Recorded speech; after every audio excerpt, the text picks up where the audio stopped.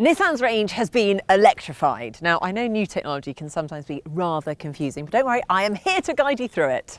This is the new Ariya. It's an all-electric car, also known as an EV. EVs like the Nissan Leaf and Ariya have no engine, just an electric motor powered by a large battery.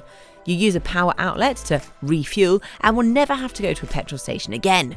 Now you can charge at home and wake up to a nice full battery every morning. Plus, you can take advantage of cheaper overnight electricity tariffs. On longer journeys, you can top up at a public rapid charger, adding up to 217 miles of range in around 30 minutes. Combine this with an overall range of up to 329 miles and you can have the confidence to head further afield. You also get all of the motor's torque as soon as you touch the accelerator, and that makes it feel really quite responsive. But pure electric cars aren't just enjoyable to drive, they have other benefits too. There are zero tailpipe emissions, you won't pay anything for the road tax, there's no congestion charge, servicing is cheaper, and there are big tax benefits if you're a company car driver. Nissan's experience in electrified and electric vehicles should give you that confidence to make the switch.